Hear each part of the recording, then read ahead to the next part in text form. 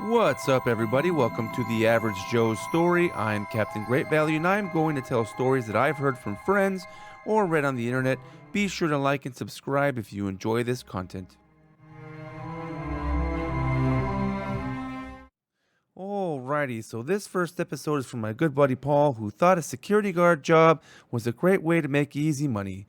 Paul was going to school at the time and he needed some extra money to pay for things like games and the next run at the bar.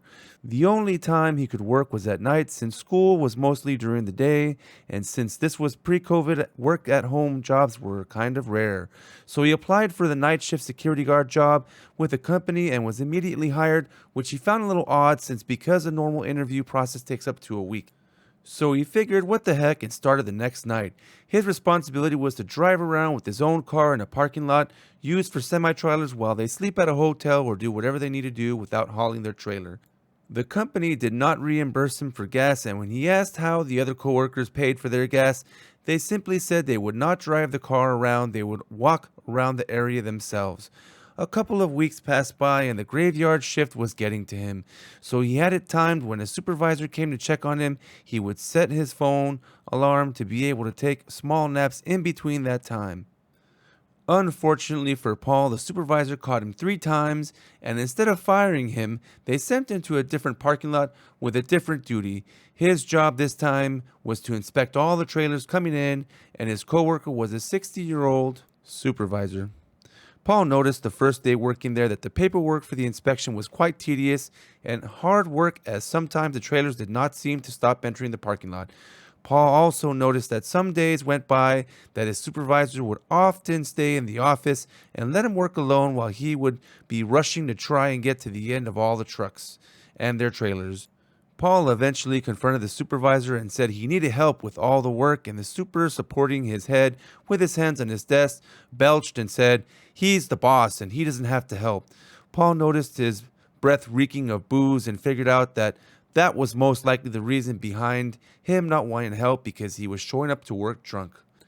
After a few more days of not being able to be relieved so that he can have his lunch or take a few breaks or even bathroom breaks, Paul decided he had enough and went to the main manager that hired him and reported that his super had been showing up drunk to work. The manager simply shrugged his shoulders and told Paul that he should just get used to his work methods. Paul also asked the head manager what he should do about not being able to take his lunches or breaks since he had little to no time to take them. The manager, once again showing no remorse, said, "You are a young man. I'm sure there is going to be time where you can do both, go to the bathroom and eat your lunch." Paul was shocked that this company would allow these behaviors to go unnoticed. Paul walked away regretting to show up at work the following night. While working alone again the next night, he decided he had enough and went into the office to confront the super and ask him for help. The super completely ignored him as he was on the verge of falling asleep in his chair. Like always, Paul, upset even more by this, grabbed all the papers that were filed in the cabinet and threw them in the air and proceeded to continue working outside.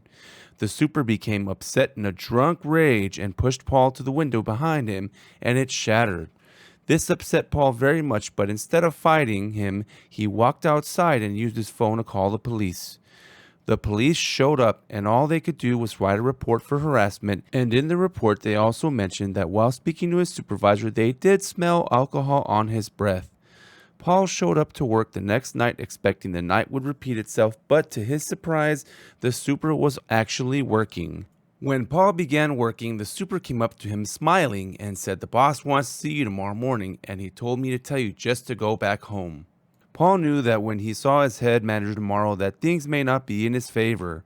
The next day when he visited the head manager, Paul was asked to turn in his badge and uniforms as he was being fired for inappropriate behavior. Paul did not say anything else and went straight to the workforce center where people apply for unemployment. The person that interviewed Paul asked if he knew the reason why he was terminated because the company left the reason blank, and Paul replied, "I was fired because my manager's friend was drinking on the job, and he had a police report to prove it." The workforce office confronted the owner of the company, and Paul was awarded 2 years of unemployment, and he later found out from his other coworkers that he met at his first job site The branch manager had been fired as well as the supervisor with the drinking problem, and he was 1 week away from retiring.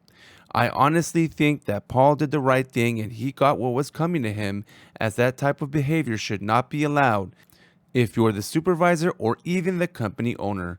Once again, this story is from my buddy Paul, and if it is very similar to your own, it is purely coincidental. I've read comments on the internet that security guard jobs can be very weird depending on the company you work for. Let me know in the comments if you shared a similar experience and what you think of the story. Thank you so much for watching, and